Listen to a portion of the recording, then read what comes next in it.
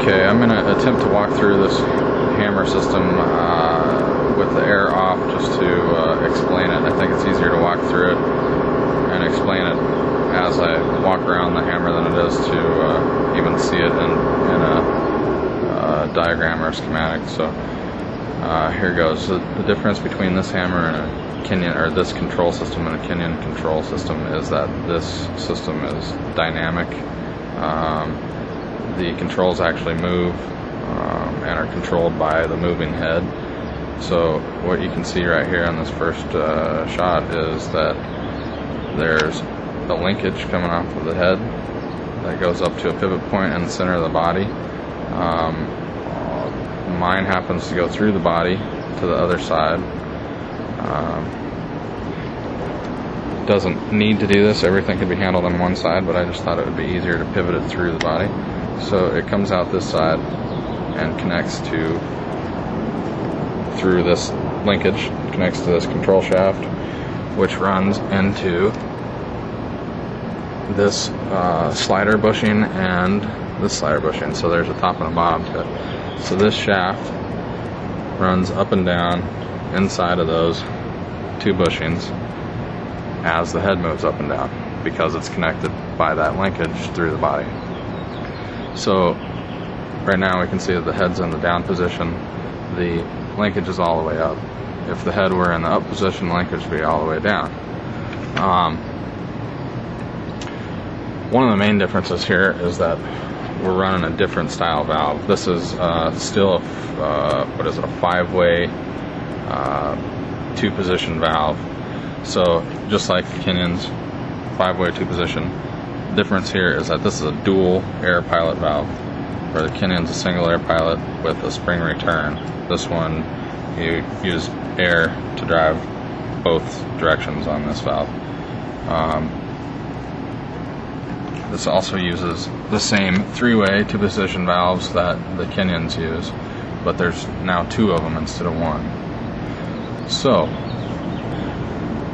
the way this works is that these two switches are tied together via springs.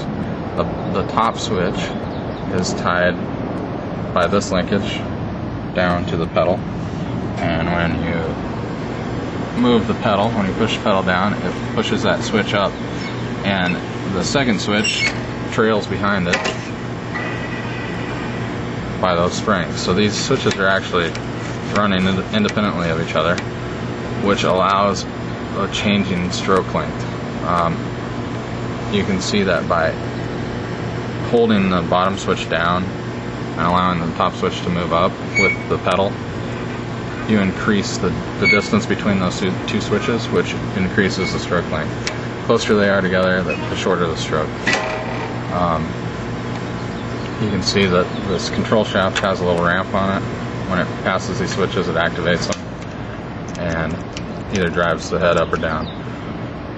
When you first turn this on, the head's driven up to the open throat position, and this ramp stops just short of this valve, so it doesn't trip it, and it stays in an open position.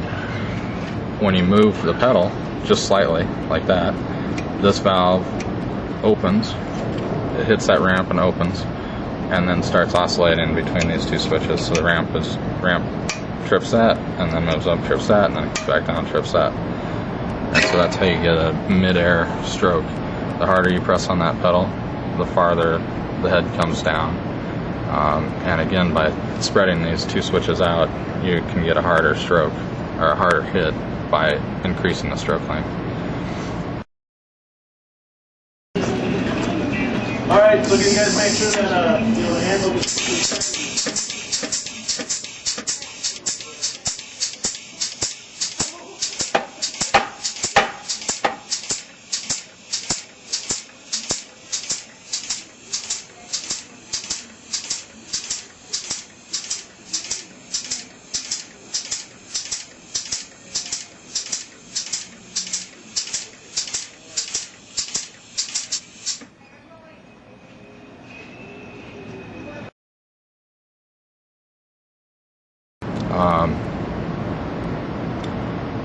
Another difference here is that instead of using the straight through ball valve for an exhaust like the kinyons do, I have a 3-way Y valve here.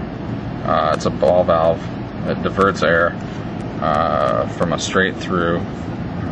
Actually, it's a closed, then to a straight through, and then out this direction. So when this allows for clamping, and when you hit the pedal down all the way, the switch moves all the way to the top, and you can see here that it looks like it might be activated, but it's not. It's just clear of this ramp, and so this switch won't activate, which in turn will cause the head not to move back up. It'll keep it down because the switch isn't activated. And when the air is diverted through this 3-way valve, it goes through this needle valve, and so it causes the hammerhead to come down very slowly, so you don't smash something when you want to clamp. It just comes down and holds it in place.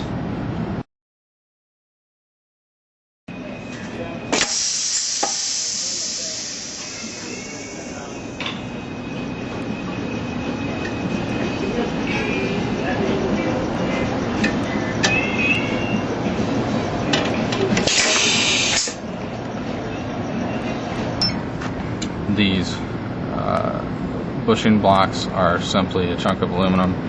This one happens to be milled only because I needed to do it to clear these fittings. But it's simply a piece of aluminum that has a hole drilled in it with a bronze bushing pushed in it, both for this control shaft to slide in and to hold these shafts. Actually, these don't have bronze bushings in them. They have a bronze bushing inside of these blocks that hold the switches on. Very simple, easy to make. All you need is a drill press, nothing fancy. I use all these instant tube fittings. It seems to work very well. Easy to use, fairly inexpensive, and nice and clean.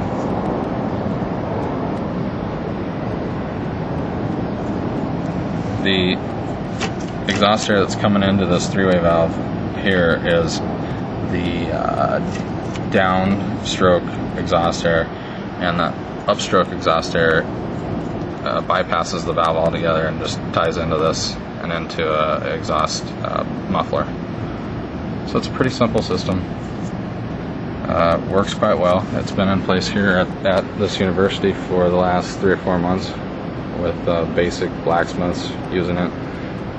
Our beginning blacksmithing students using it, and they've all adopted it quite quickly and seem to really enjoy using it. And actually, everyone has said that they've really enjoyed using it. So